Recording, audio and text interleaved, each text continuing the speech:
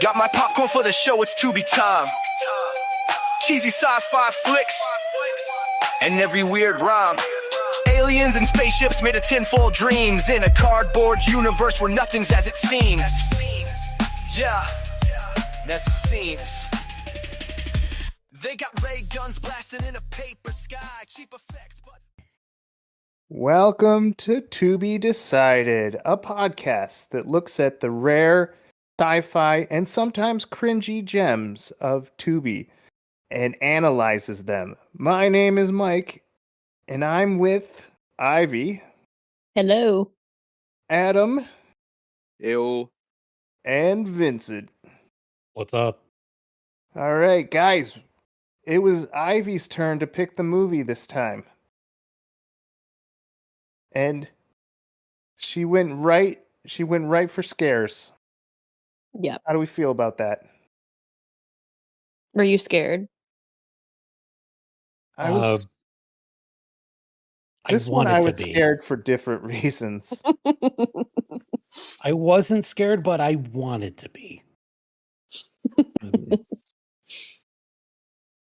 The spirit of the scaring. Mm-hmm. And Ivy, what movie did you pick, and why did you pick it? I picked Scary Movie from 1991, not 2000. Yep. Don't get it wrong. Yeah. Not the Wayans brothers comedy. Yeah, this is very different. I picked it because I was scrolling through Tubi and I was trying to pick something, and I was kind of in the mood for like a, 80s, 90s, just like, low budget horror movie. And I clicked on it on my phone, and like on the Tubi app, when you click on something, it starts playing immediately.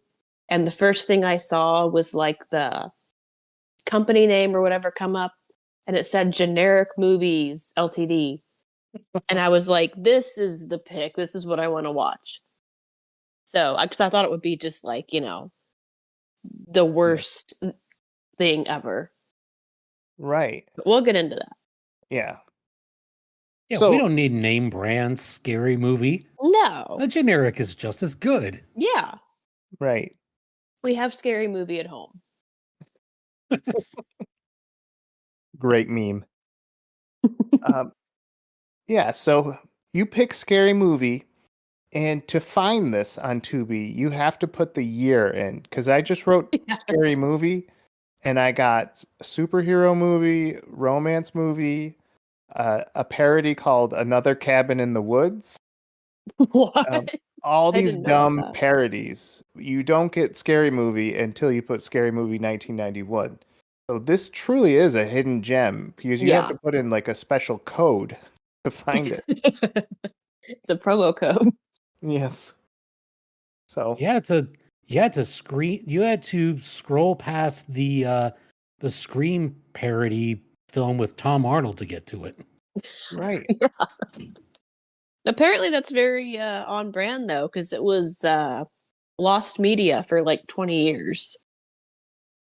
Mm-hmm. The Not film, sure if it wanted to be found. yeah. Oh. They hid it. Lost. They on didn't have purpose. YouTube back then, where you just yeah. They didn't have Oh, I YouTube. lost it.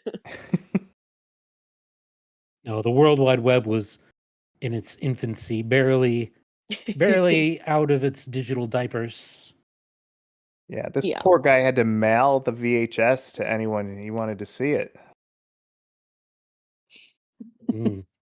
And you know how hard it is in this economy?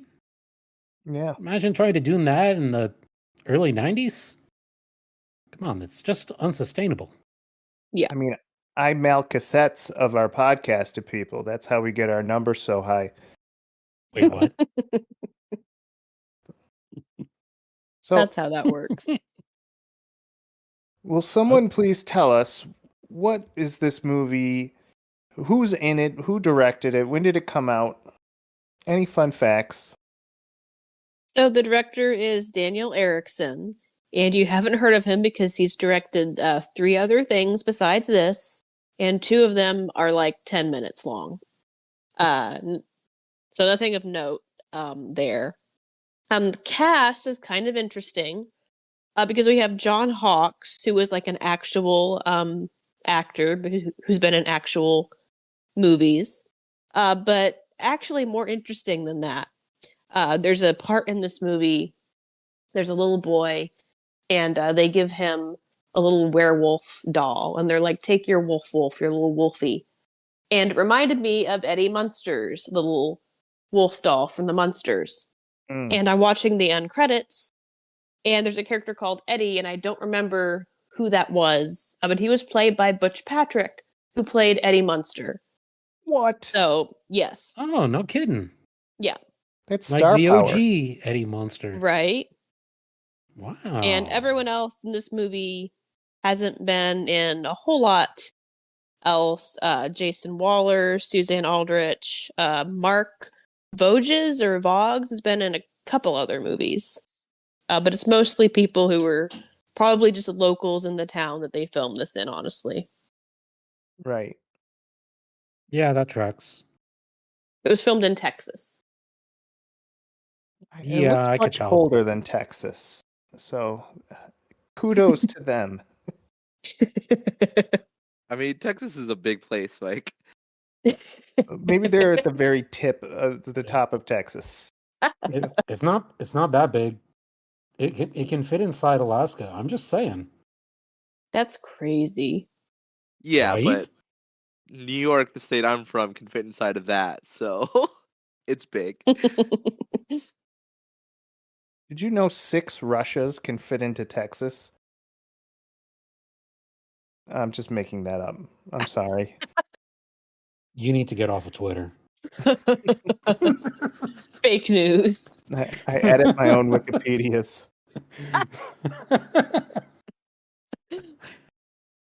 All right. So those are the stats and the vitals. If you watched it at home, then you can follow along. We're going to go scene by scene, dissecting this movie, talking about what went right, talking about what went wrong, and what made us laugh. So here we go. So immediately the movie opens and there's an Atari music intro. You know, it was like ding ding ding ding ding ding ding ding ding, something to that effect. And I'm like, I am so ready for this. This is going to make choices like that. This movie cannot fail. So, we open to a boy having a restless sleep, and in his dreams he's being chased by someone that looks like the Undertaker. Yeah. That's immediately what I thought of. Yep. Not like an Undertaker, but Mhm. the WWF Undertaker persona. Yeah. Only like the Kirkland's version. Right. The intro that you're talking about is for AGF, which is American Genre Film Archive, who's kind of famous for like reviving genre films like that. So that's actually like a modern thing that they superimpose because they were the ones that found and redistributed this movie. That's cool. The more you know. That's interesting. I need that know. sound clip too. Yeah. So the boy wakes up instantly thinking, I think that's Tobey Maguire, or at least Tobey Maguire's dad, because he looks a lot like Tobey Maguire's. He's covered in sweat. He's scared. That's his modus operandi in this movie. Goes over. It's cool. He goes over to his mirror, and his mirror has a "Beware of snakes." Yeah. Just a sticker on it, and I'm like, okay. I know that as a Mystery Science Theater reference. Yeah. Watch Watch out for snakes. Good times. And later in the movie, it shows he is very afraid of snakes. But it's just kind of like, if you're afraid of something, you just have, like if you're a fan of something, you have a picture of that in your room. But if you hate something, you have like a warning poster of it in your room. Yeah. Like my room, which has the poster of Beware of Masked Killers. Yeah. Beware of megalodons. Yes. Yeah. So we cut to the title scene, and there's a scary barcode that comes with the title. Yes, very It's ominous. a giant barcode. Mm-hmm. Yes. Mm-hmm. And we looked into it, didn't we? We did. And what We did we did. find? I checked the UPC because I'm a former grocery store drone. That UPC actually belongs to a box of minute rice. Just a box of white minute rice. If you like minute rice, you might like this movie. Was that one of Something their for all the minute rice sponsors? fans. It's about time. Yeah. Is that like a metaphor? I mean, last episode we talked about like symbolism in movies and the art. Does the rice mean something in this movie? If it was a David Lynch movie, the barcode would mean something. Yes. All right. So we go to our major scene, which is most of the movie is going to take place here. On this farm, they're setting up a Halloween set. In the background, the radio is talking about a convict, a murderous convict who's going to go into an insane asylum. And so it kind of sets up our bad guy in a way. I don't think Yeah, there's they're anyone doing the who's going old to transporting him on Halloween night. be. Mm-hmm. Horrible idea. Yeah. Yeah. We see Sheriff Briggs get out of his car. We learn that he's campaigning to be reelected as the sheriff. And he meets up with his balding friend, who is playfully covered in blood because he's part of the haunted Halloween house that they're building. That balding friend, I wrote it down. I can't remember what his name is. The only names I remember are the main character and the psychopath. Right. Well, we'll call him Bald Guy till I get to the note where I find his name. Yeah. Sounds good to me. So Guy it is. everyone's getting hyped for this, scary Halloween house. Well, it's kind of implied that they're doing it as like something to do besides trick or treating, because apparently in this small town they've had a lot of problems with like poison candy and razor blades and candy apples. So this is like the alternative, like the safe alternative for Halloween night. Yeah. Yeah, I have apparently in rural Texas, every single, Hollywood trope about candy is true. Yeah. Yeah. Mm-hmm. Yeah. So we see the abandon all ye hope sign, and we know this is going to be a Hey. fun. No, it says all y'all abandon hope. Oh, Abandon hope, abandon. all y'all who enter here. Yes. Mhm. Hey, that's just like from Dante's Inferno. Remember that, Yeah. guys? 6 Call degrees. back. It's like 6 degrees of Kevin Bacon over here. Yeah. Then they meet a meth gator. No, just kidding.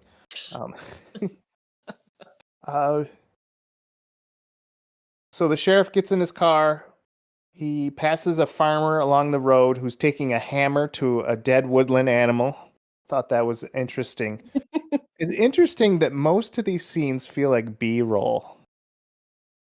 Like Yeah, there was, it's Like very- stock footage. yeah.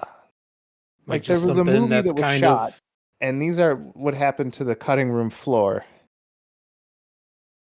Yeah, it's like There- filming just random people and being like, go about your business, and they just film them. Yep. We cut to the supposed killer about to be sent to the loony bin. He's got some drool and coming down his lips and a a deathly look in his eye. He's like He's foaming at the gonna come mouth. back later. He's foaming at the mouth, and he's tied up in his straitjacket, which I'm sorry, but I have to point out the only other security measure of the you know connecting the straitjacket to the van itself, because normally uh, medical transport for psychiatric victims of that degree, they need like special locks and harnesses and all that. It's just a carabiner, like not even a locking carabiner, just you know something that your dad might have all his keys on hanging from his belt loop.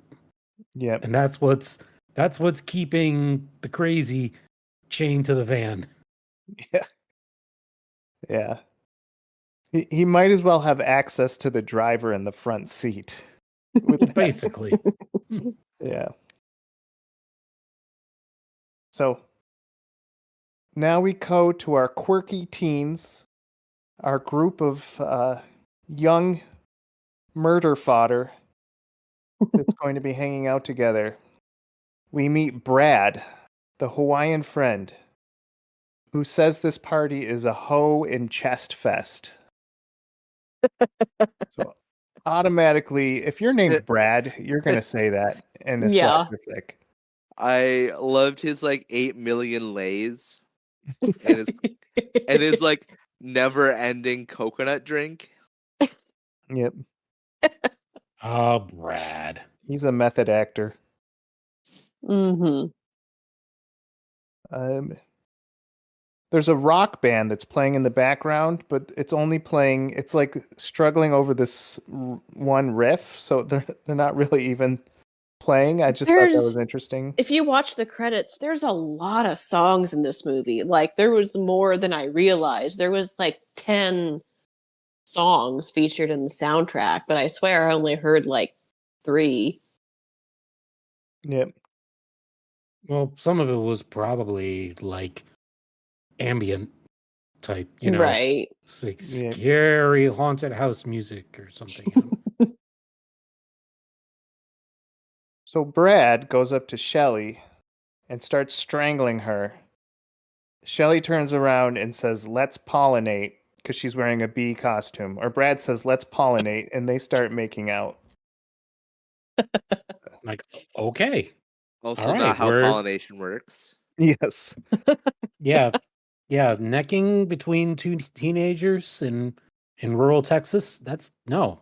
Yeah. No, It's that not is scientifically not accurate. No. I mean, Yeah.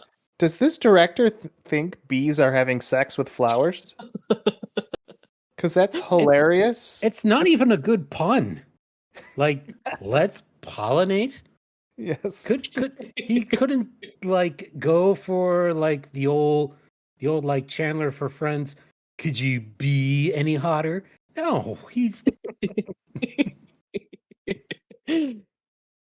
This just sets off the tone because half of the movie, the main characters here aren't even in the haunted house. They're just waiting in the longest line ever to get into a small town haunted house. Oh, and it yeah. just starts off this like theme of the main character Warren, like the nerdy guy at the beginning that had the nightmare, him just being really like overstimulated and like socially awkward in this waiting line.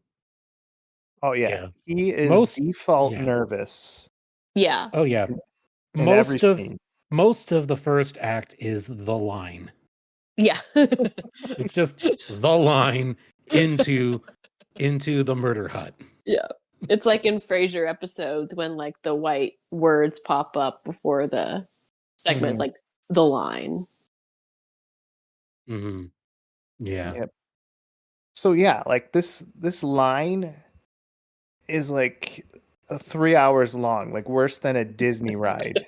The way and it kind of makes sense because this haunted house is like a TARDIS. It looks small, Apparently. Yeah. but it has 40 floors, an underground dungeon, as we'll find out. We meet, so we learn that the main character's name is Warren. Warren's always nervous. Shelley brings along Barbara, and Barbara gets a slow motion creepy entrance. She's in the goddess of virginity costume, which was real hot in the year 1991. All the kids wanted that. Is that what that was? Yeah, that's what she said. Yeah. Oh, It's I don't know how I missed that. yeah. Amina. She kind of does it to she says that to Warren later, and he's like, oh my gosh, you know.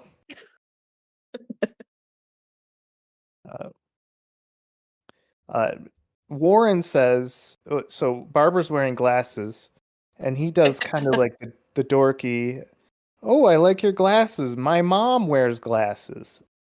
And then he's like, oh, no, I didn't mean that. I didn't mean that. And that's the first laugh from random red shirt guy. That guy.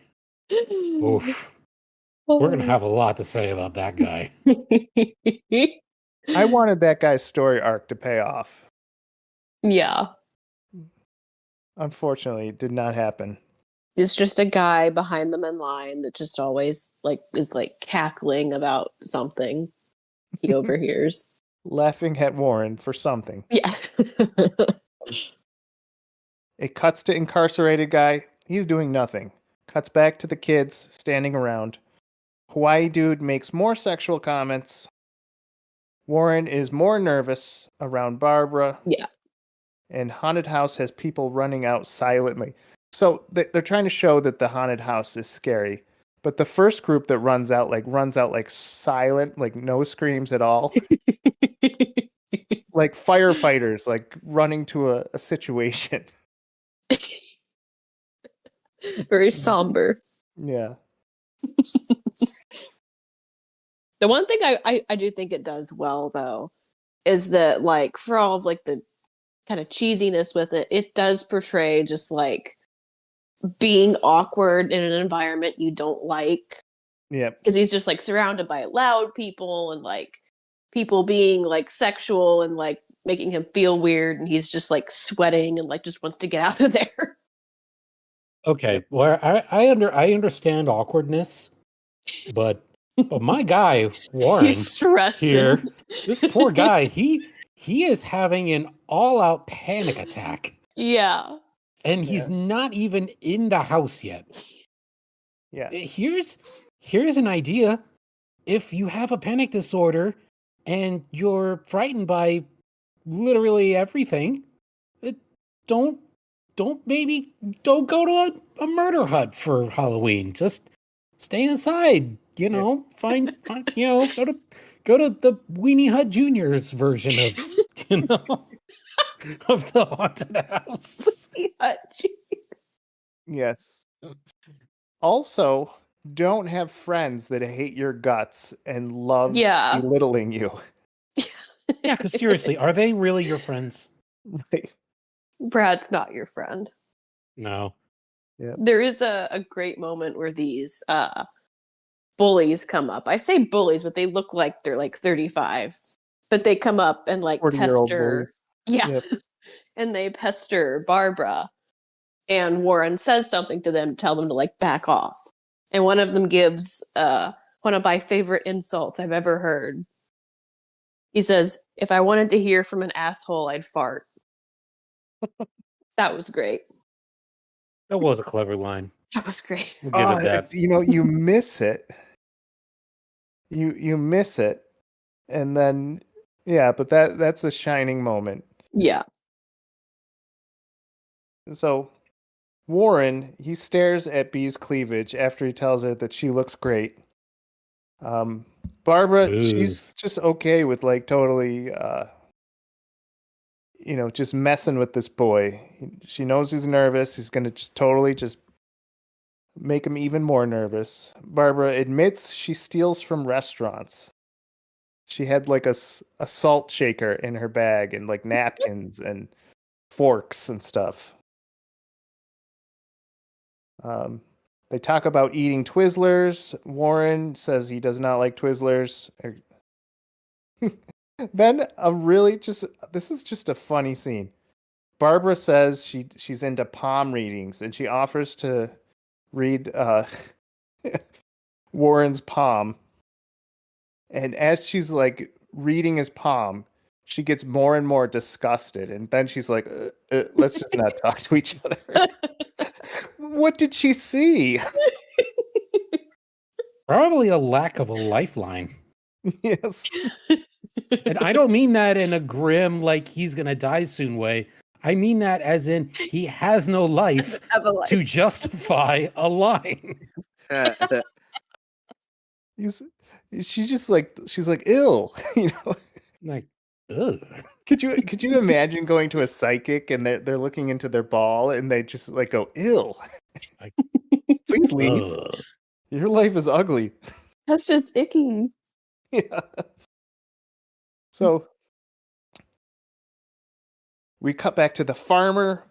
He's singing a song, beating up in his while he's driving in his beat up old truck. He's looking for his lost cow. Such a trope. Mm-hmm. He meets up with the cow, says, "You make me want to crap green onions. How scared I am." What does it even mean? I don't want to know what Farmer John meant by that. He sees the van tipped over, the mental hospital van that was loosely guarded. Yeah, it's been broken out of. He investigates further. At this point, I'm thinking, all right, this guy's dead, right? He's gonna get a bitter end. But he's able to investigate the van. Sees that the hospital, the driver of the van was very murdered. And that's as far as we go with that story. We go back to the haunted house farm.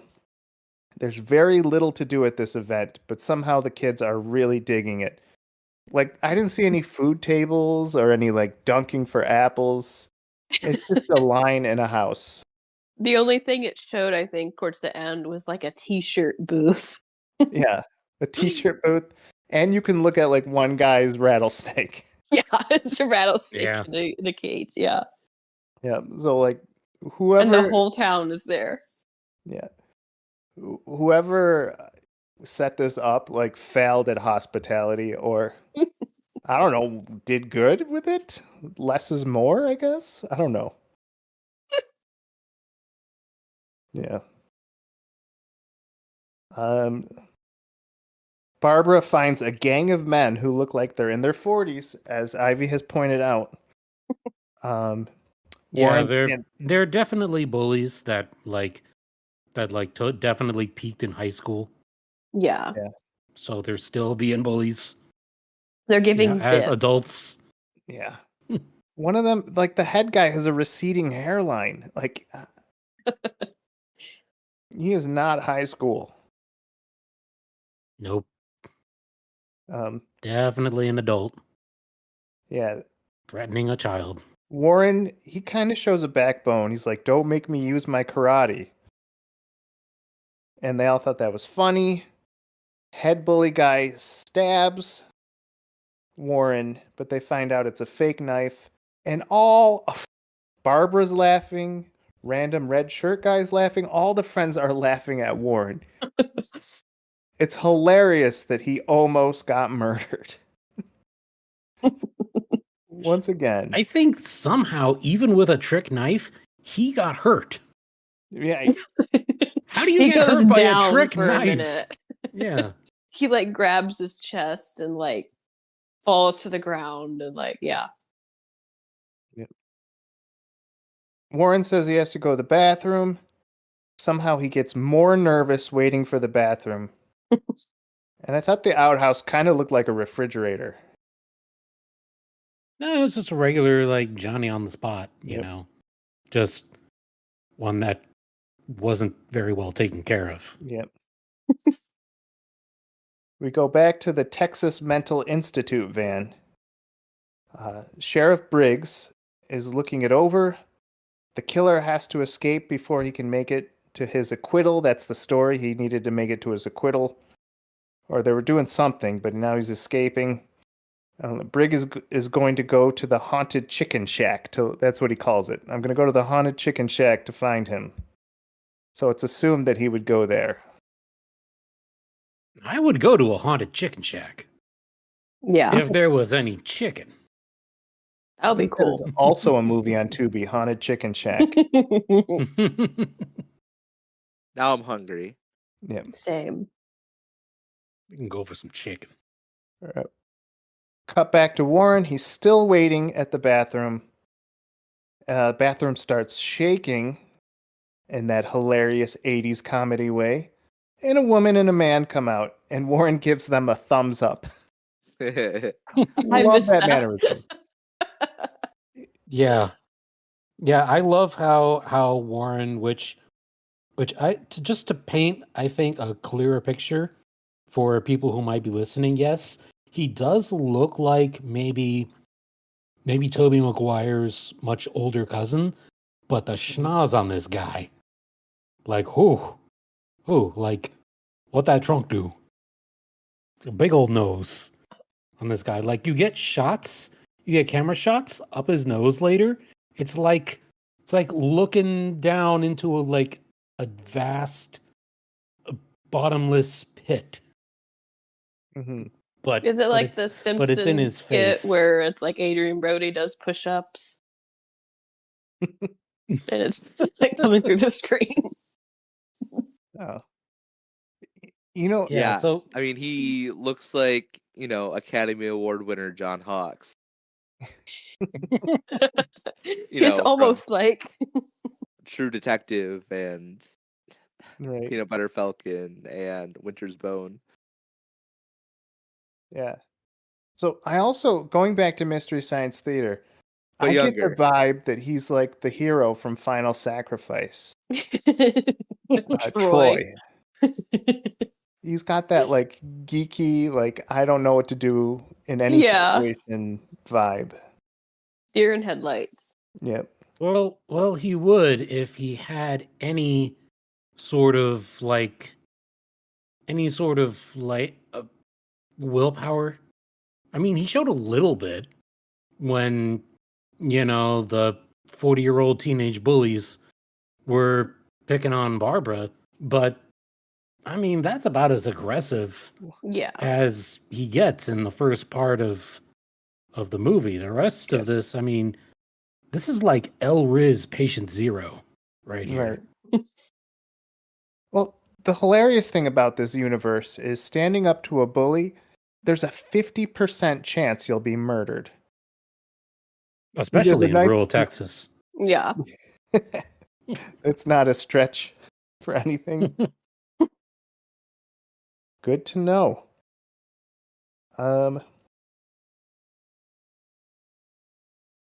Let's see. There's a boy. We meet the young boy who has that wolf Eddie Munster doll.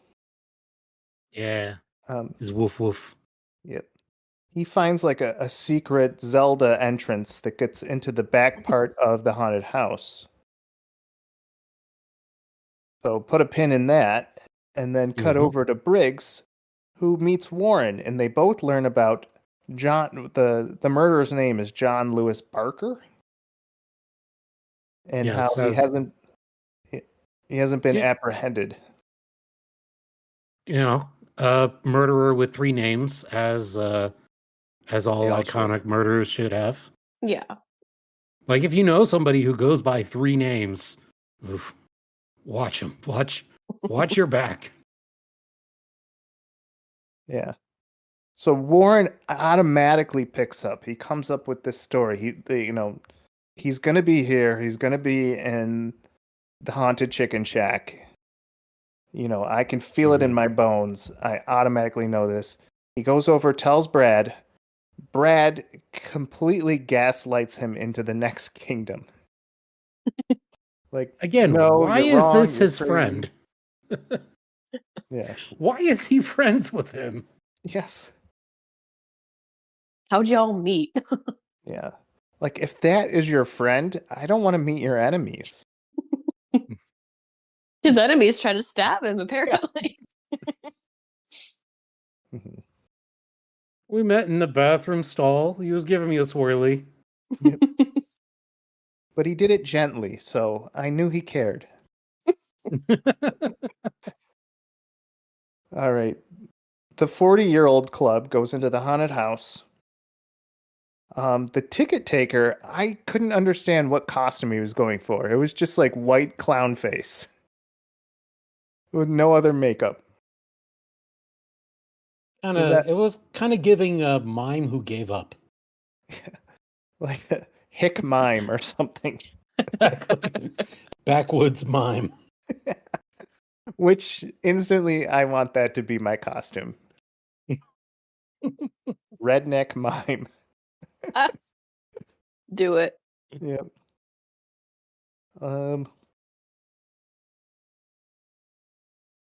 Then there's the scene where everyone has to smoke, and the movie becomes a smoking ad where smoking is cool.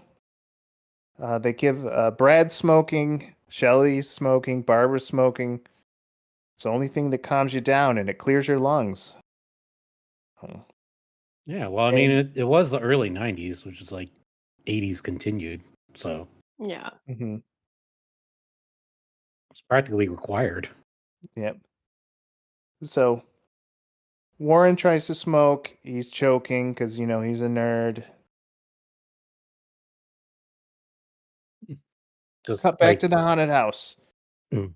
One of the rooms, one of 6,000 rooms in this, is a creepy butcher.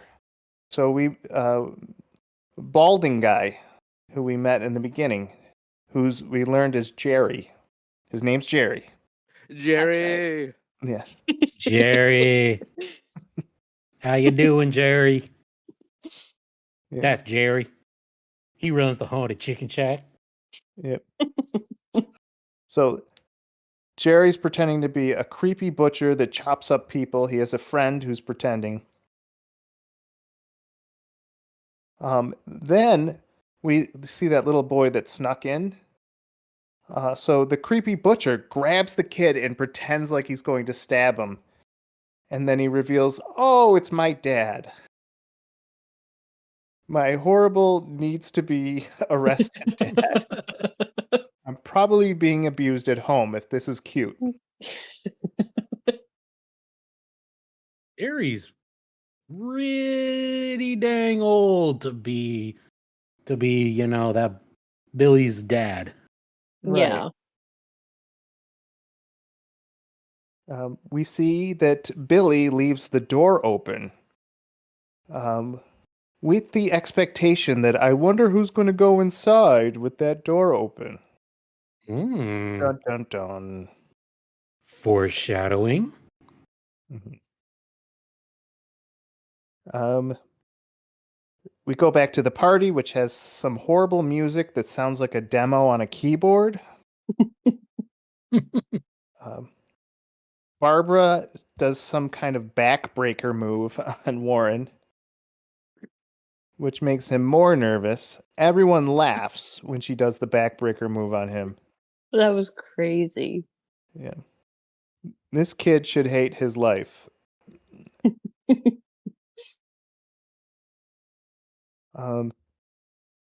That we go back to the boy who's walking into a adjacent chicken farm or an actual chicken farm. We don't know. He sees that the chicken farm door was left open. He gets scared, leaves his doll there.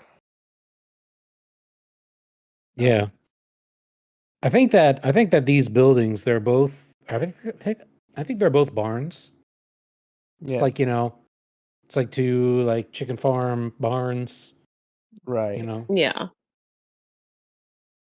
The ticket taker, as part of like the background dialogue, after when it's ever someone's time to come in, he's always like, "Come on, don't be scared. Don't be scared. Come on in. Next, don't be scared." which just sounds like something you wouldn't want to say to get people hyped up to go into your haunted house. Brad harasses Warren more by saying "Earth to Warren." Earth is a planet. It's where you're standing on, or something to that effect. I don't know. Something genius like that. Warren gets a ticket. His ticket is 666. No, it's 00666. Oh, okay. 00666. I'm glad 5 that digits. Well, it in all fairness, it could have been 999 000. Yeah. I know they didn't hint at this, but I think Warren is an expert on biblical numerology. So he understands the 666 means as it's written in Revelations, but that might have been a deleted scene. Warren gets nervous. He sees a rattlesnake just kind of chilling in a cage. And he starts like sweating over the fact that there's a rattlesnake. You get the impression that there's something wrong. Like he's really, really, stressing. Yeah. Yeah, his shirt should be like completely damp with his own sweat. His pants should be 90% urine. And I mean, that's after he goes to the bathroom. Yes. So gets so scared he pees himself multiple times after relieving himself. Yes. At the Porta-John. You got to invest in those moisture wicking clothes. Yes. Brad says, "You need to shoot up some Freon and refrigerate, dude." I know literally no one who's ever said that. To try to be cool. I'll I start guess. saying it now. Yeah. What? Shoot up some Freon so you can refrigerate, dude. That's the longest, most complicated way to say chill out. Well, did they think that chill out was trademarked? Or maybe it wasn't cool enough. Maybe we got to explain what appliances do. Yeah. How do we know that a refrigerator makes things cool? How does it do that? What is the black magic behind that? Yeah. Oh no, it's not black magic, it's Freon. Okay. Cool. It's safe then. Mm-hmm. Yeah. Yeah, the next scene he's drinking like a whole gallon of Freon.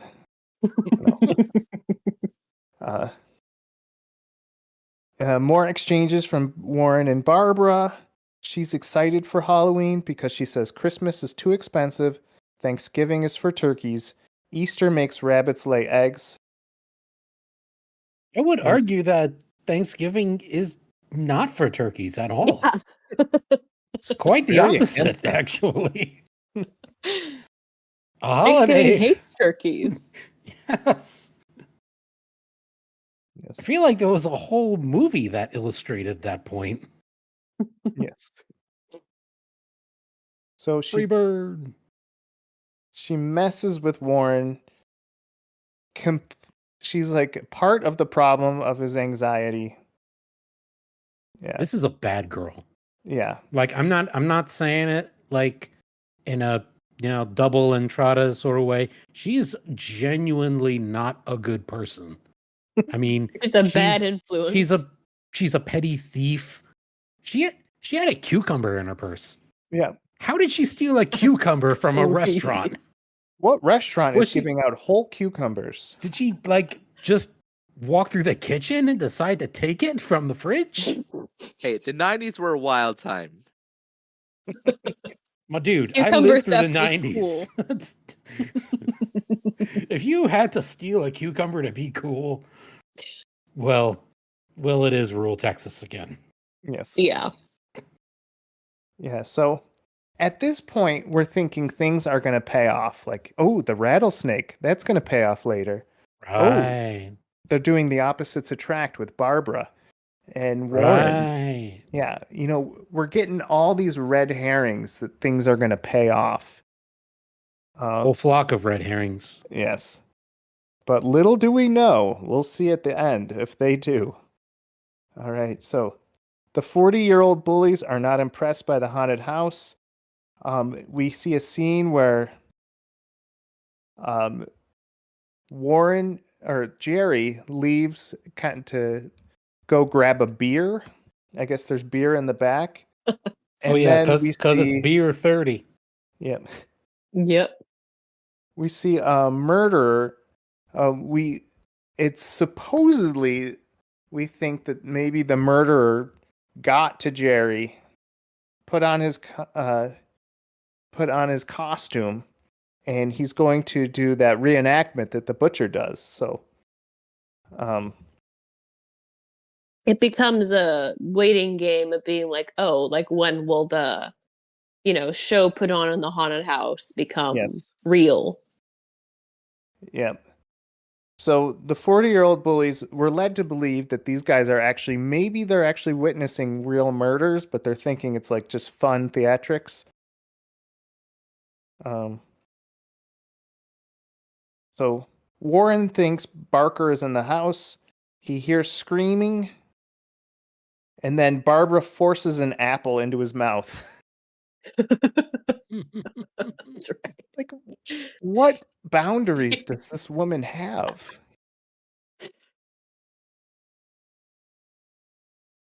None. The answer is none. She's a frightening individual.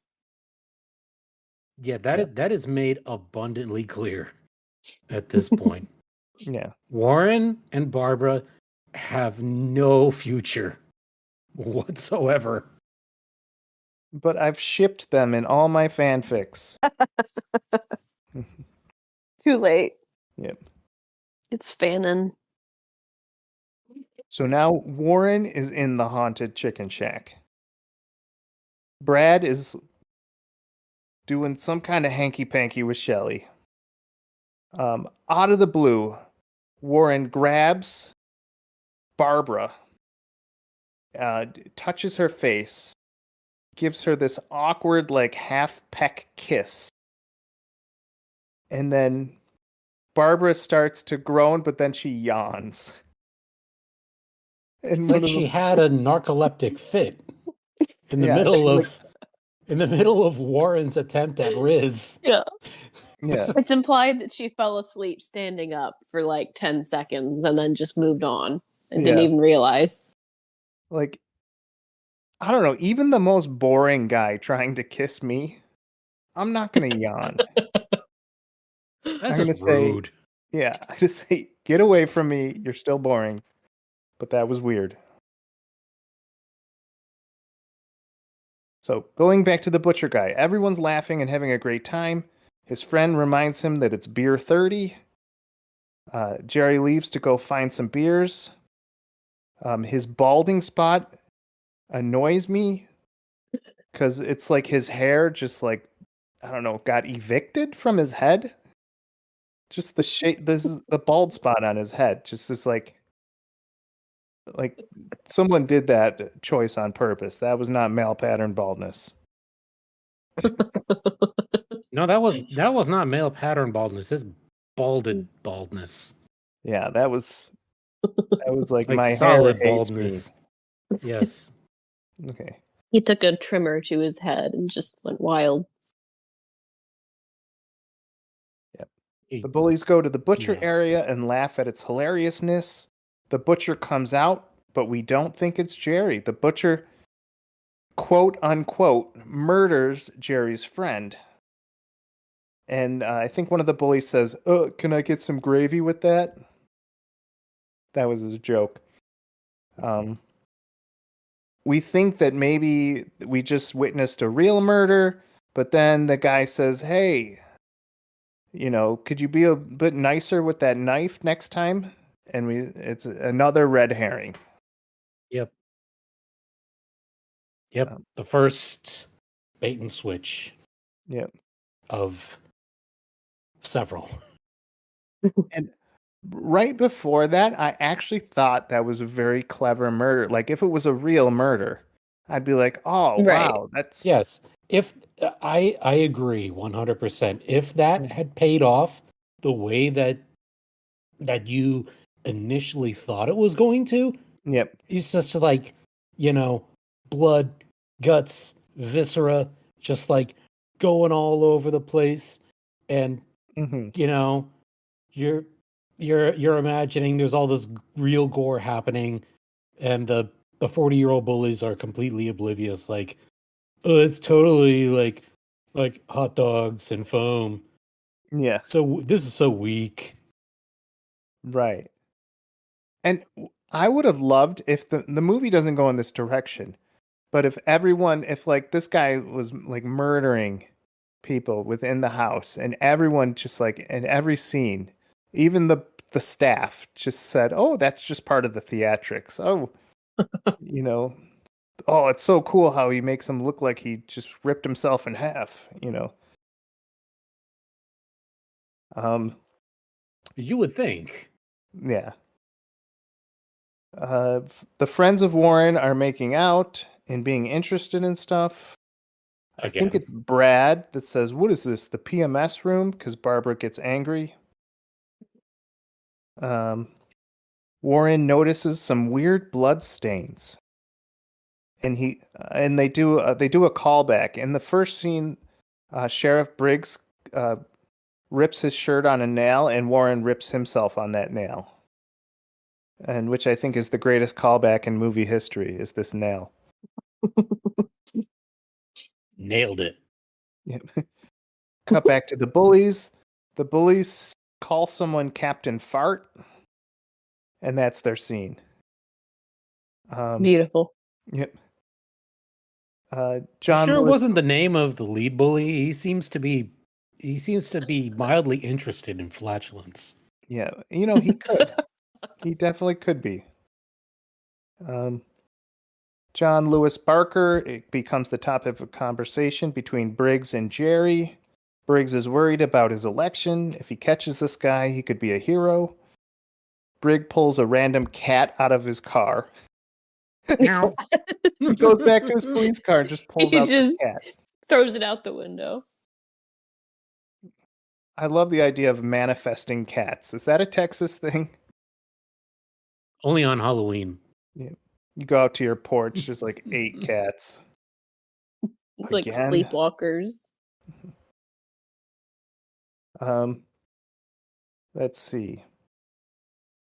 Jerry is getting shamed by a mom. There's this mom that says, Halloween shouldn't be all about scares and gore and blood. It should be about candy and dressing up. Um, just then, the bullies find a back room in one of 6,000 rooms in this place. Um, they have they have the intercom, and they're doing all these jokes, and they're pushing each other around. One of them slams into a switch, which breaks the electricity, or like ruins this electricity switch. Yeah. Then they leave, and someone tries to scare the head bully, but he purposely punches the guy as a reaction. Oh, that's a genuine reaction. Yeah. And some people shouldn't be going to haunted houses and stuff Yeah. for these reasons. I mean, Yeah, Warren because that shouldn't. happens.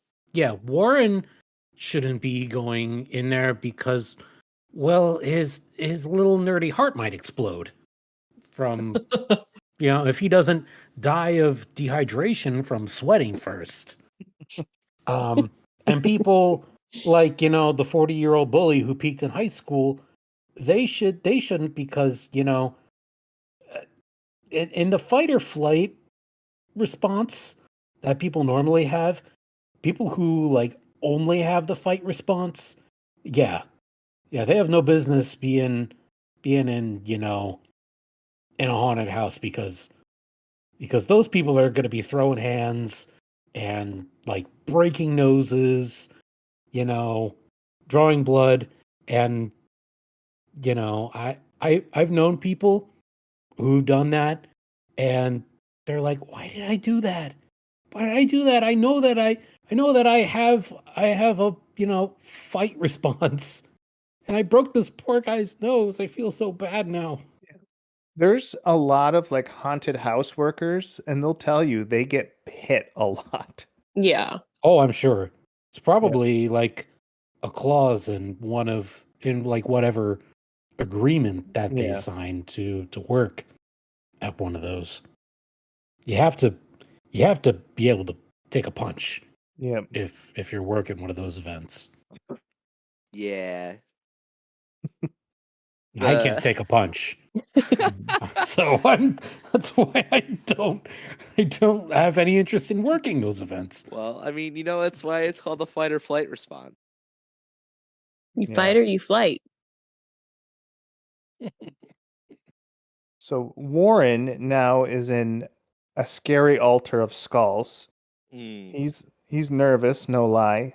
Somehow he got separated from his friends. Now, is this haunted house, is it like a Zelda maze where there's like branching paths? Because aren't most haunted houses like a guided? Linear. Yeah. Yeah. How do you lose your friends? Well, if you're Warren, you use them, but you use. Talk about people being used.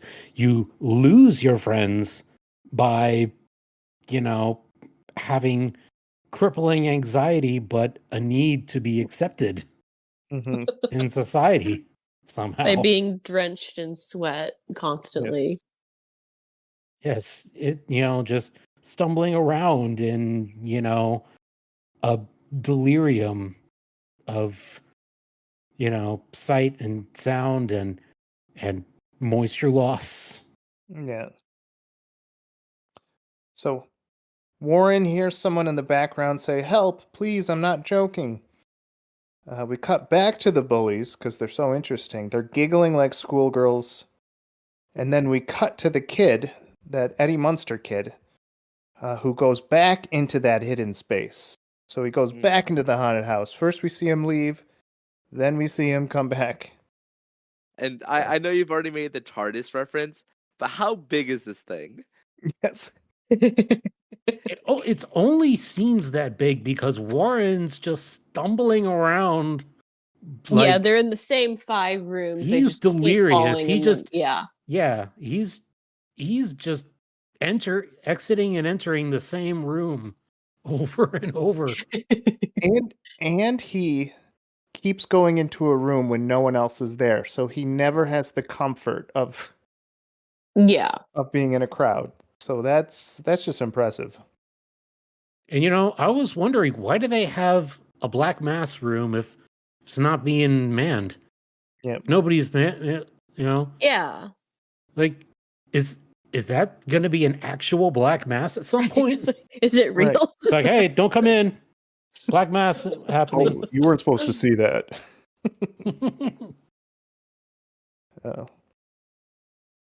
So, Warren gets scared by a security guy.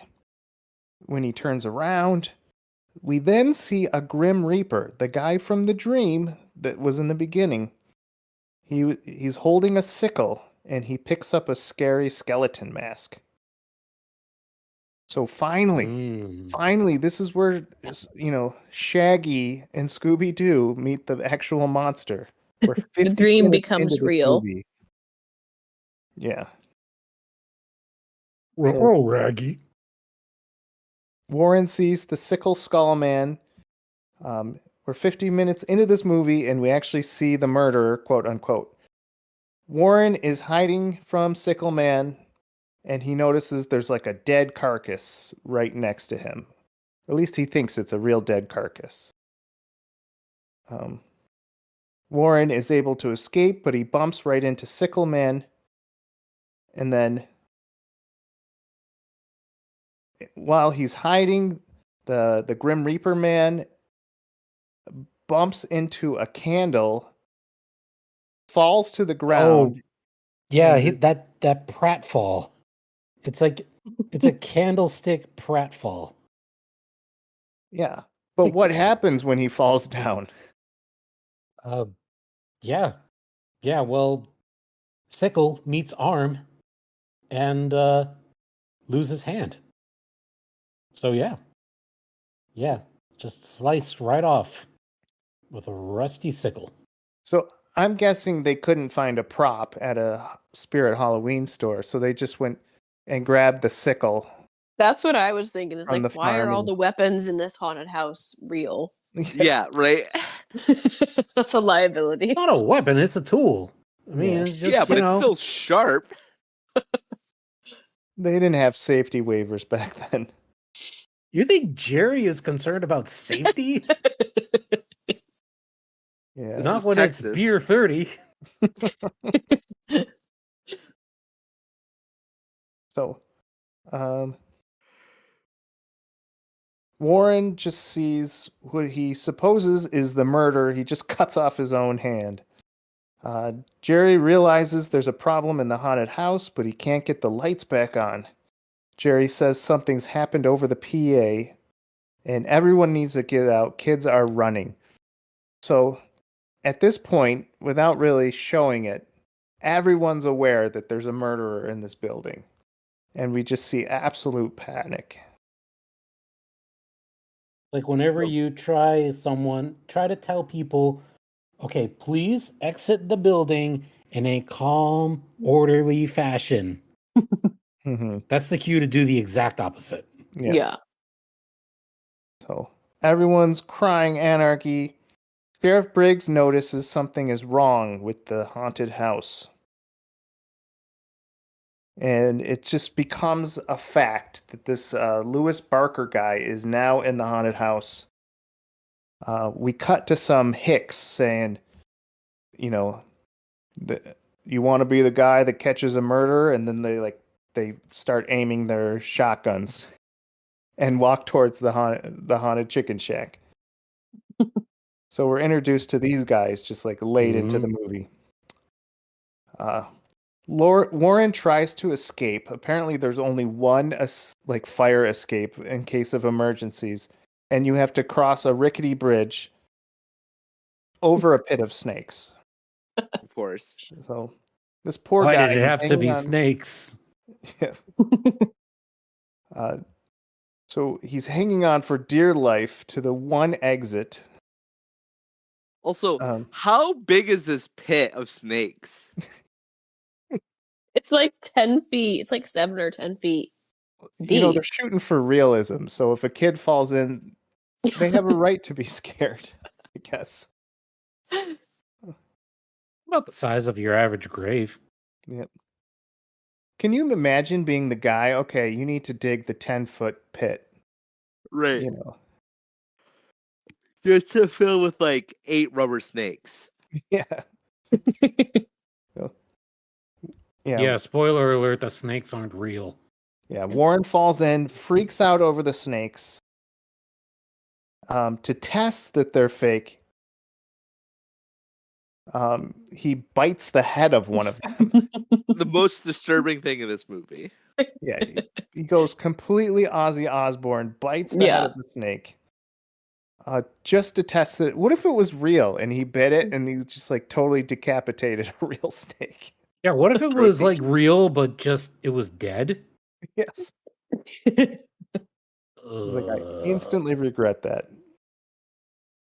Yeah, at this point, we see something is wrong with Warren. Yeah, he's gone off the deep end for real. Something is very wrong with Big Nose Toby Maguire.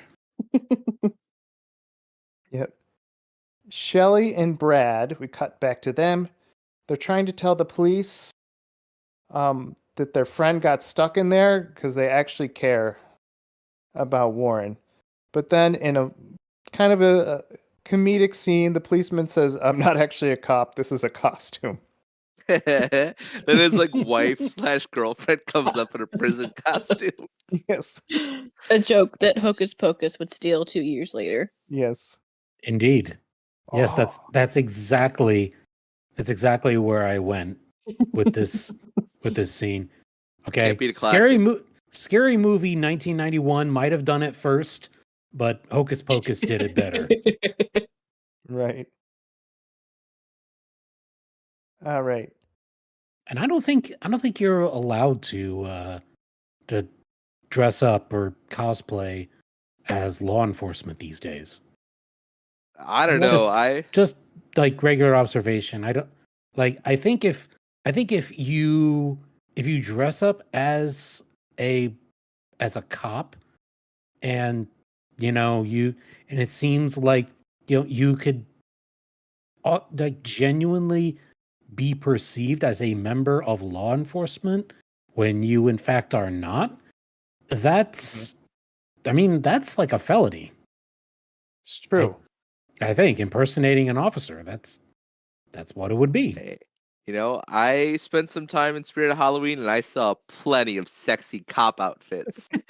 Well, yeah. The one exception is exotic male cop suit. Yeah. That one's okay. Yeah. No one should ask him for help. Nope. Nobody Maybe should be you checking should. his badge. Or maybe you should. If you ask to borrow his truncheon, you might get something else. So many Anyways. jokes I could go with there. All right. Cut to Warren stuck in the pit. Jerry's son, the only decent human being in Texas, brings The him one a who chair. cares. So he gives him a chair to help boost him out of the pit. Jerry's son is leading Warren out to find an exit, which there's only one exit, and it's camouflaged and hidden, and I think Warren's allergic to it. Because in any situation, there's like 5 exits, like in a movie theater, in any closed space. But in this one, there's just one. And it says no Warrens allowed.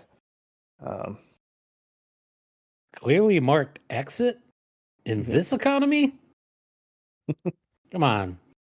Jerry's not gonna shell out the big bucks for that. Yes. Jerry's son, this place is a total fire hazard. Warren finds Barbara's robbed restaurant bag just on the floor. And at this point, you notice that Barbara's no longer going to be in this movie. She doesn't. She has one line that's repeated that she's already said off screen, but that's it. So, I hope you got enough of Barbara because there's no more of her. Warren feels like it's necessary. He accidentally spills salt out of her bag and he's trying to put it back. He's trying to clean up her bag. I guess he's trying to get points with her. I like that he tosses a bit over his shoulder. The mannerisms. Also, earlier in the movie, she took like a mace from one of the rooms and stuck it in her bag. And you're like, oh, he's gonna, like find that later and use that, as like defense. But no, he just leaves the bag behind. Yep. So yeah. Failure. Chekhov's gun failure right there. Yeah. Right. Barbara's mace. But like I have to say, the mannerisms in this movie are award-winning. If there was an award for mannerisms in a movie, I think this would at least be nominated. I feel And like the they mannerism do. goes to. I feel like they do have awards for that. It's called the Razzies. Oh. An award show that Sandra Bullock has been to many times. That's not a dig at her. Leave She's Sandra actually alone. Mhm. Leave Sandra Bullock alone. Yeah. So Warren keeps going back to this room that's filled with chains. It's just like a suffocating hallway that has chains in the foreground. I think they're like tire chains. Yeah. At least some of them are like, chains off the truck, Yeah. It's Was like that- Hick Hellraiser. Hey, Buford, we ran out of the regular chains in here. Can you get to the Chevy? You bring your chains out the toolbox. Yeah.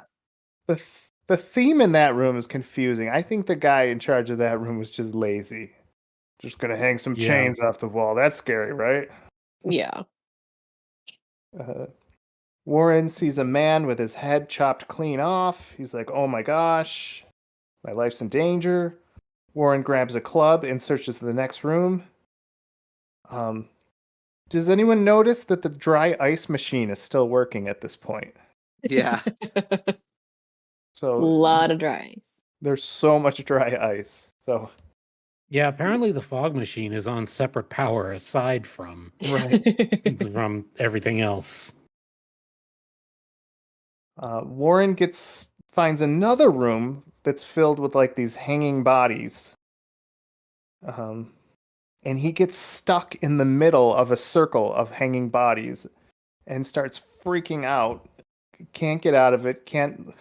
He neither has fight nor flight in this room. He has Mr. Bean in this Yes, room. flail. Yes, flail. Flail.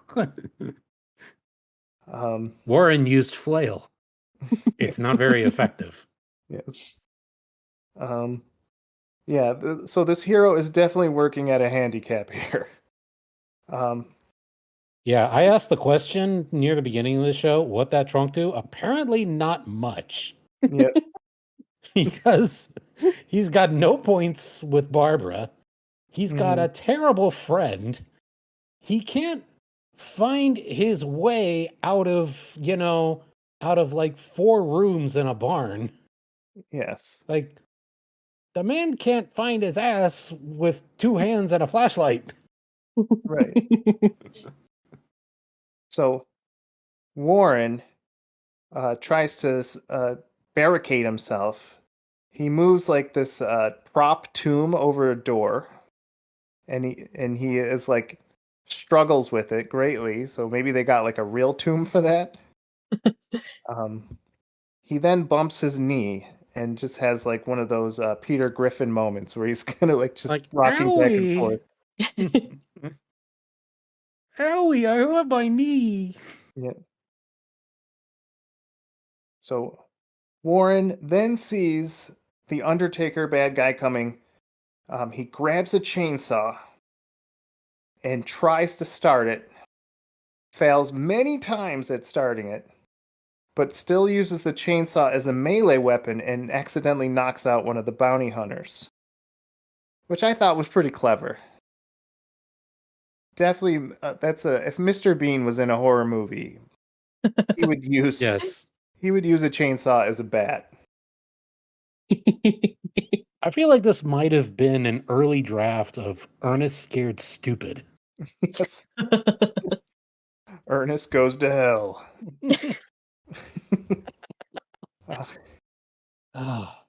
Poor Jim Varney. Yeah. Also, another missed opportunity there. You know, he had a chainsaw in rural Texas.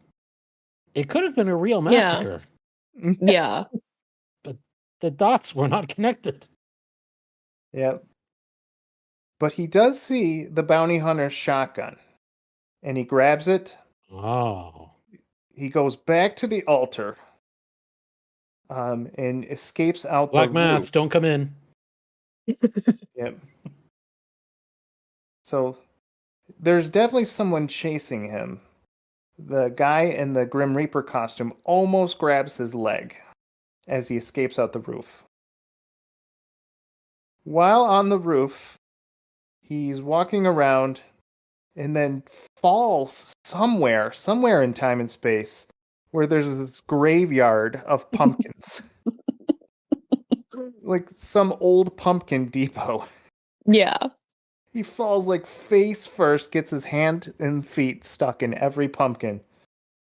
They're all like, slightly old, like Yeah. soft pumpkins because he keeps just like smashing them. And every time he tries to get himself loose, I feel like there's an extra pumpkin that gets stuck inside him. Apparently these pumpkins and this like pile of like soon to be compost, they all have like rusty nails and sharp objects because when he falls on top of that, his shirt is just in tatters. Yes.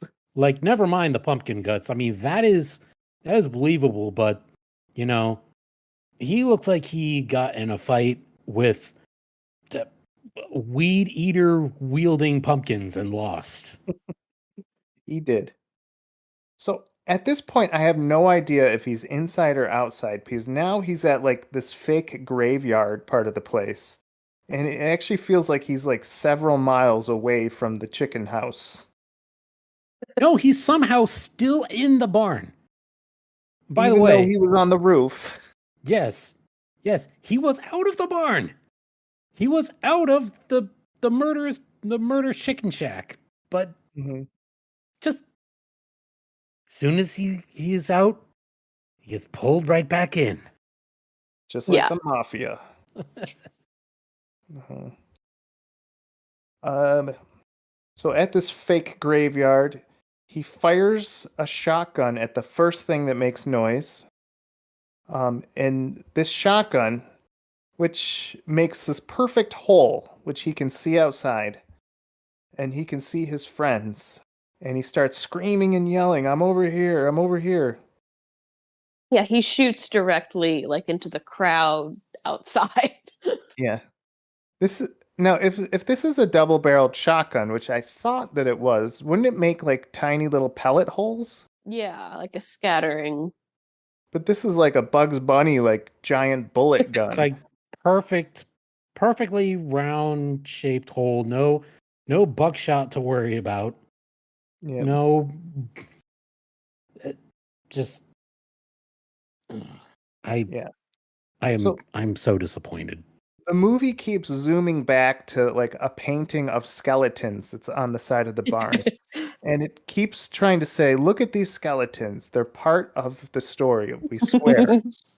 Whoa, And it, spooky, scary skeletons.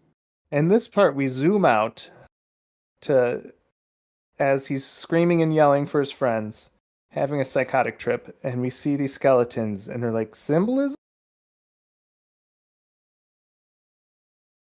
All right. Finally, the police have the place surrounded, and Warren sits by himself and he starts hearing all these creepy noises.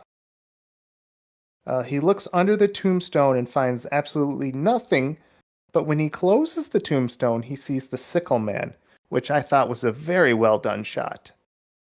Yeah. They obscured the guy coming with the lid of the tomb, and when he drops it, you see him there. And I'm like, back to the cleverness of this movie. Yeah. When he sees the sickle man, he runs down a hole where he's now trapped again, but at least he has the shotgun. He fires the shotgun and then runs out of the place.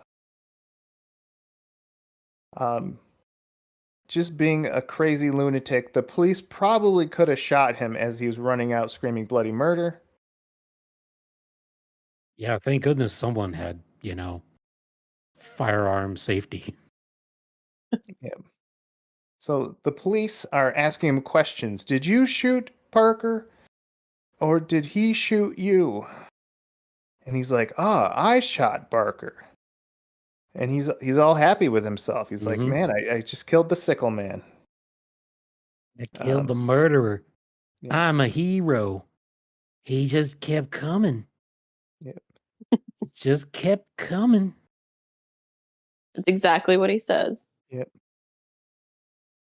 Now the police are checking out what exactly happened. They have no problem getting in and out of the barn. Well, no, because their arms are not made of fettuccine. Yep. Yeah. So They have fight, not flight or flail. Warren tells the police that he shot Barker. One of the police found the hand of. They found a real severed hand. And we finally say it wasn't Barker who lost his hand, it was an employee of the haunted house. And here's the twist. Yes. In fact, Lewis Barker didn't go near the house. He was a quarter mile down the road and he was just picking flowers. So that guy just wanted to murder his ambulance driver and pick flowers. We find out that Warren shot Sheriff Briggs. and Barker was not even near the place.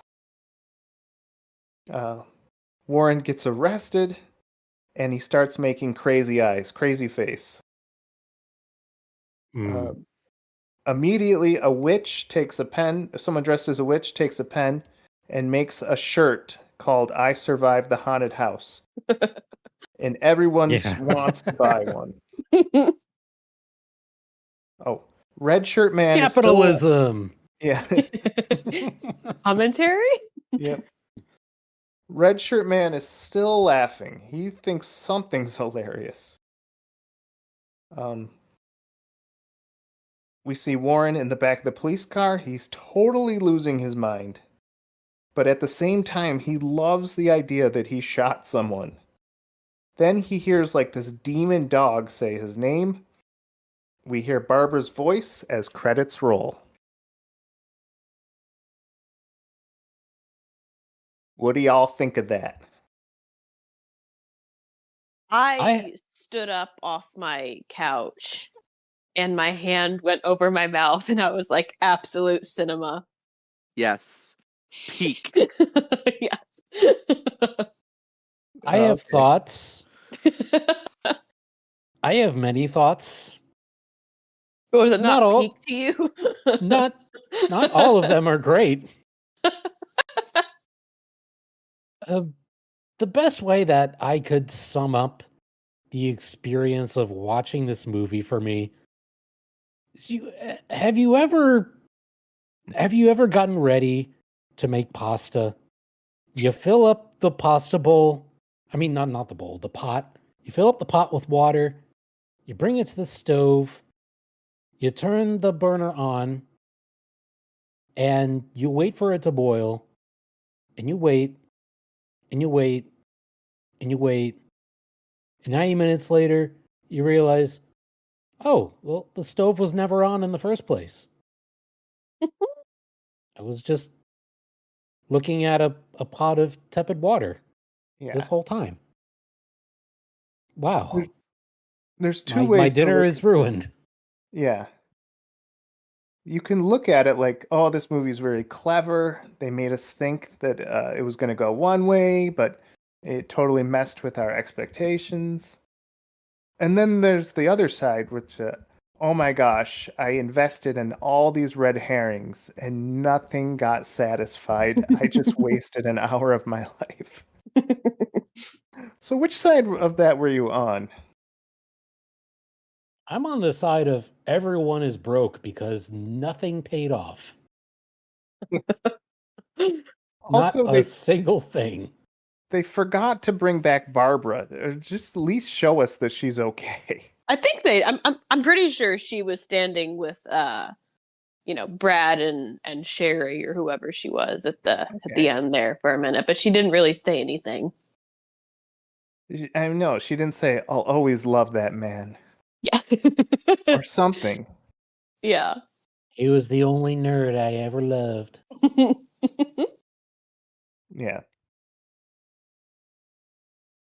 Well, So- on the plus side, being charged with involuntary homicide might help Warren's Riz a little bit.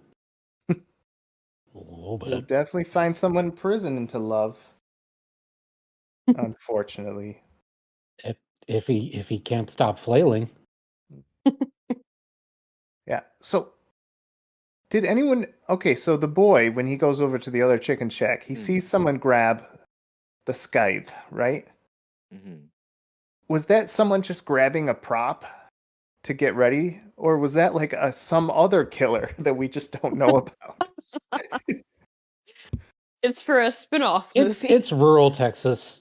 Yeah. There's probably a lot of murderers there. We just don't know them. Apologies to our Texas fans. Yeah. Yeah. I also love the t-shirts. They were selling the the I survived the haunted house or whatever. The lady like immediately just like scribbles on the t-shirt with marker. Yeah. And there's like a Exactly. clamoring to buy them. American capitalism at its finest. Yeah, I think it was I think it was really well shot. I think Hmm. the for like what it was, like you could tell it was just like a one camera operation, right? With, Mhm. a bunch of extras. Um yeah, I think it was brilliantly shot. It's hard to do stuff like at night or in the dark and it be well lit, and they somehow managed to do it better than like Olympus Has Fallen, with a budget of Yeah. $150 million. Um, That's fair. and yeah, I just think it's a very it's a great example of like local cinema, right? Like your college student film thesis or whatever, you know what I mean?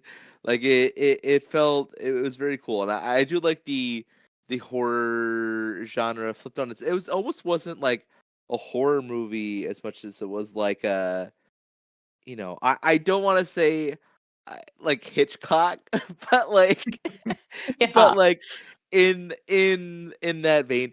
Actually, you know what? It felt like an extended Twilight Zone episode. That's what it felt like. Yeah. It Mhm. was more plot driven than you might think starting it. Well, well, that's the thing. That's the red herring. Is that it's like these are plot points, and your brain is begging them to mean something. Like I said, this movie is mostly B-roll because you'll see someone walk into a room, and then it'll cut back to the guys, and you're like, well, why did I see that? Like, Pad out the so movie. I mean, how as else are we well gonna? How as else are well we as gonna it was get there? shot, the person in charge of editing, um, I don't know what they were trying to do. A job. I think that's basically all that they were really going for here. I mean, I know it sounds like I'm being pretty harsh on this movie, and I am because it is. I Mhm. okay, okay. Barbara has a policy, a personal policy of stealing something from whatever restaurant she goes to. She takes the mace from the quote unquote haunted chicken shack. I saw no chicken. They had no chicken, zero chickens. Missed opportunities. Could have had like severed chicken heads hanging from the ceiling, like hoodoo type props with the black mass altar. No, zero chickens. Yeah. At least make it chickeny. Yeah. Hmm. I cry foul. Uh, Wah, wah. yeah. So like I was confused. Like I wanted to be more like Ivy, where I'm like, oh my gosh, no, they didn't. This whole time they knew, like the Ocean's 11, like, oh my gosh, the cops were really the robbers. But it was more like, no, no, you can't just make that the ending after all you've promised. You promised so much. Like, well, the sheriff's dead. End the Yeah. movie. And usually this is the part where I ask like, what kind of sequel this movie would make, but it's obvious like this is the origin story of the Joker. This is any Hey, like mass murderer's origin what like story. whatever the East Texas version of the Joker is. Okay, I do feel like I've been unfair to the all of rural Texas. I apologize. This is just hyperbole for a podcast. We're just some film nerds Yeah. commentating on a free to watch movie platform offering. You know, please do not take whatever I say seriously, uh, unless it's factually correct. Yes. And we get paid in Casper mattresses. That's Yeah. all we make. We do? Yeah, haven't you been getting your weekly mattress Yeah. sent to your house? I haven't even gotten a pillow. I have Oh, like man. 10 of them. They're I know, I everywhere. don't even They know don't where to fit in put my them. apartment. So I'm gonna ask my famous question. What was the best part of this movie? Who deserves all the credit for bringing some joy into your life? Could be a cameraman, could be a key grip, could be the guy that drove the cast to the set every week. That was mine. Yeah. I'm going to answer first. I'm going to say the mannerisms of the actor who played Warren were, I don't know who coached him to do that. I don't know if that was improv, but like that just made the character enjoyable. It made the comedy a comedy. Yeah. Yeah. Well, I The funny doubt parts were funny. That's Well, why John Hawkes won an Oscar. Are you 'Cause he's serious? a good actor. Are you serious? This guy Yeah. who decides to bite the head off of a rubber snake to prove that it's fake won an Oscar, but Bill Murray has none to his name. I don't know what to believe anymore. My whole worldview is shattered. Believe in Warren. All right, Ivy, who wins? I'm going to have to say the director. Because I think that overall, this was in my opinion, a very well made movie and a well shot and well thought out movie. So he gets it. But unfortunately, you have to buy it from like this weird pirate website called Vinegar No, or something. no. Vinegar Syndrome is a company that puts out like nice Blu-rays and like 4K of like random weird 80s movies. And they're like the company that takes it on, to like distribute it. So I ordered one from eBay because I need to have this movie. All right. Do you also have the subscription to like that? What is it called? The Night Shift, which is just like old movies from the 80s Oh no. and like just scary like hair metal things. I'll send you a that, link that later. sounds great. I feel like you had or have, I don't know, or at least have heard of Fangoria magazine. Maybe you had Oh yeah. a subscription to it. I'm aware of it. Yeah. Long time, subscriber. Well, yeah. She's the founder of Bloody Disgusting. Yeah. I'm the CEO. Yes. All right. Adam, who wins in this movie? Oh boy. I'm gonna say the haunted house. It just constantly every scene just reinventing itself over and over again. Yeah. A generational performance. It's a character. The haunted house. Yeah. It's a person. It's like the ceiling fan in Twin Peaks. All right. And Vincent, since you so love this movie, who wins? Well, there are so many, winners I could single out in my view of this film, but I think the real winner here was the end credits because it was the one thing that you can anticipate that actually happened. So the guy who typed that out, he's the real Yes. MVP. Yes.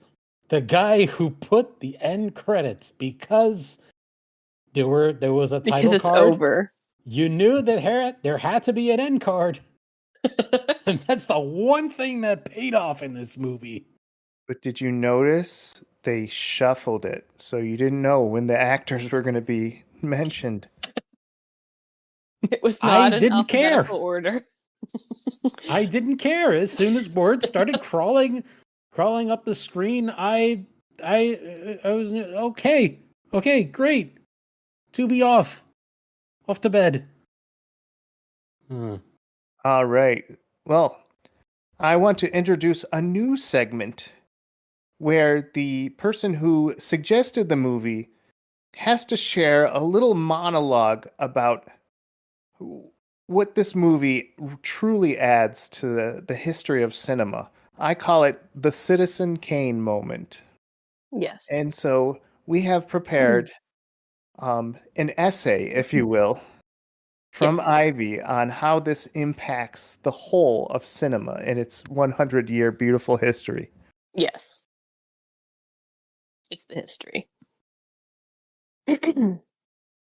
Lots of horror films live in movie history for a number of reasons. Pushing boundaries, having clever twists and plot lines, and bringing new and creative ideas to what audiences had grown used to.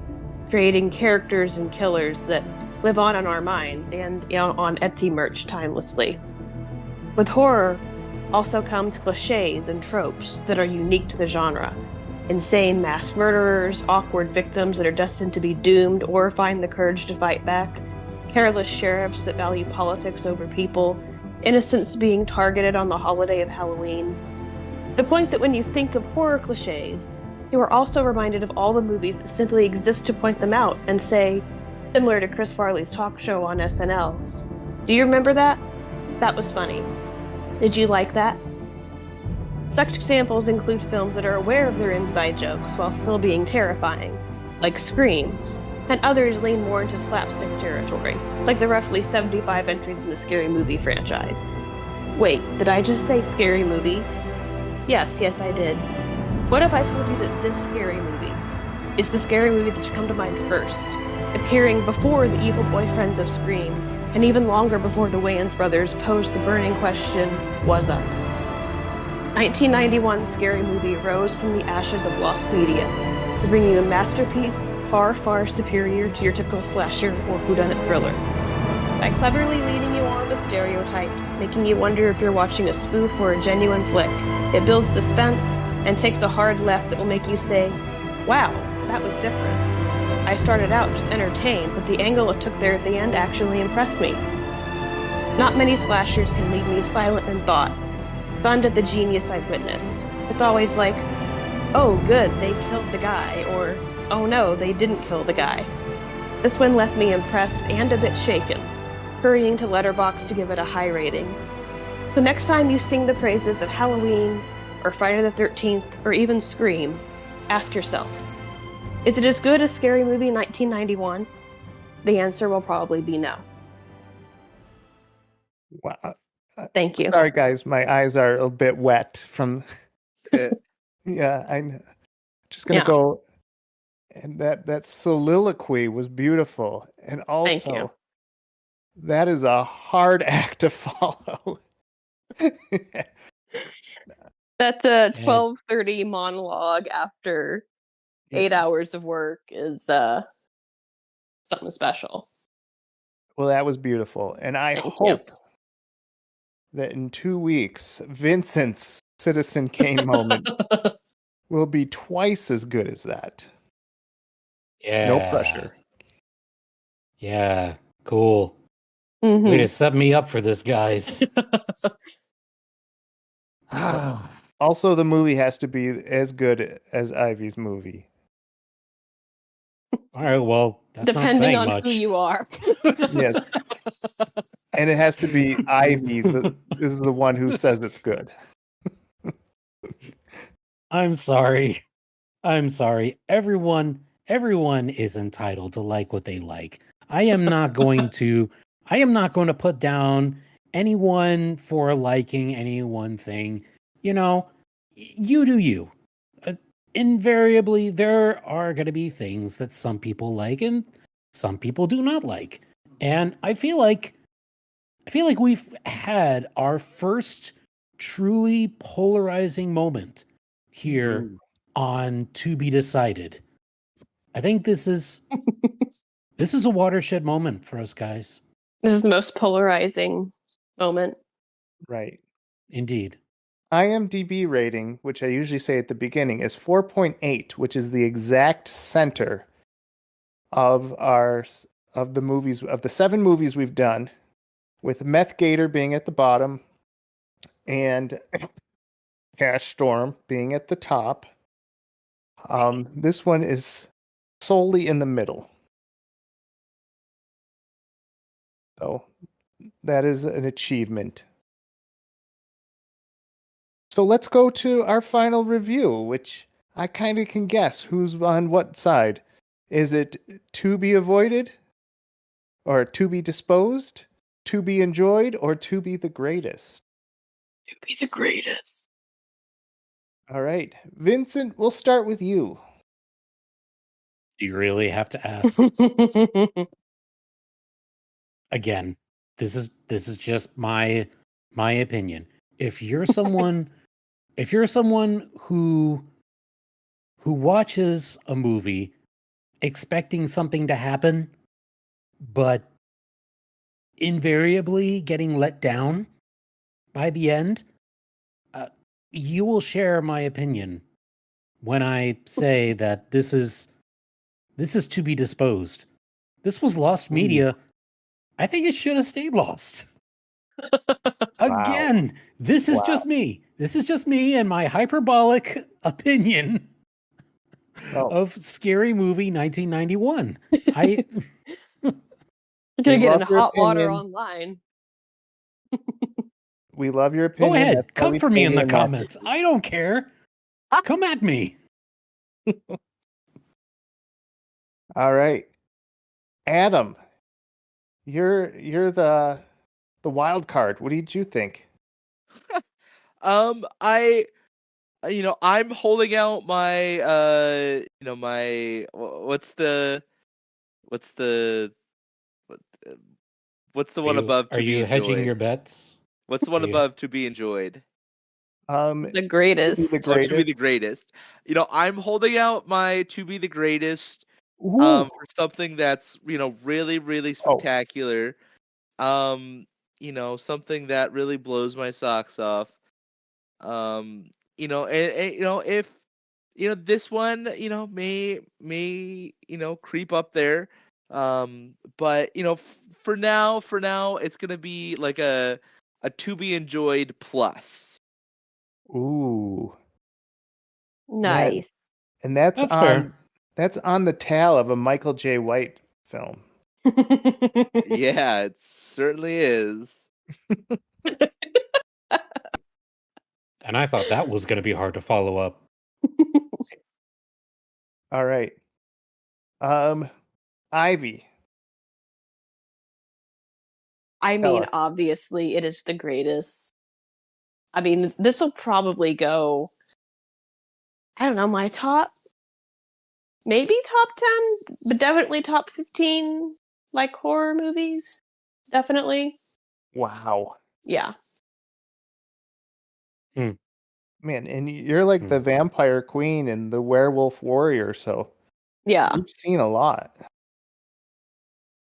So, Yeah, this is Yeah, I mean, big. yeah, and it feels like this is like a very early precursor to a lot of those movies, like Happy Death Day and Right. like those other like kind of like black comedy horror where or what's that one with like that's like Freaky Friday with Vince Vaughn, yeah, Oh, yeah, Freaky. freaky. Yeah. Freaky. It's in that vein. It's like yeah, a Right. precursor to that. right. It can be horror and comedy at the same time. Mhm. Yeah. Yeah. Scary Movie 1991 crawled so Freaky could run. Yes. Yeah. It flailed. Yes. Well, I'm going to say it's to be enjoyed, and largely in part because I like the actor who played Warren. I wonder how much he Nice. got paid for that role. That's a good question. Wonder how much anybody got paid. I feel like the production got paid in beer. Oh, it Beer was Beer 30. 30. It's beer 30 somewhere. Amen, brother.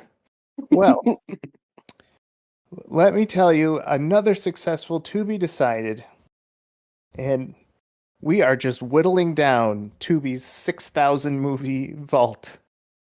So the next person to choose will be Vincent, who will Yes, either it will pick be. something cinematic or get revenge on us. Yeah. I might just make y'all watch Dante's Inferno again. No, Come that's on, just man. evil. Hey, we're here for a fun time, not a good time. Oh. That's what Dante said when he was in hell. Yes, Amen. quote Dante. Yes. Well, I am here for a fun time, not a good time. yeah, thank you for enjoying our most fun episode. Please tell us if you like To Be Decided. Tell us in reviews, tell us in ratings and subscriptions. We just want to share this love with everyone, and we're so glad that you got on here.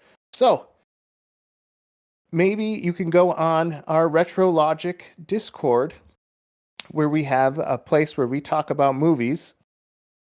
And maybe you can share which movie you'd really like to see from the Tubi library. Yeah. That would be cool. But Take until then, requests. we enjoy entertaining you. So I've been Mike. I'm Adam. I'm Vin, still. And I'm Ivy. Woot woot. Bye bye.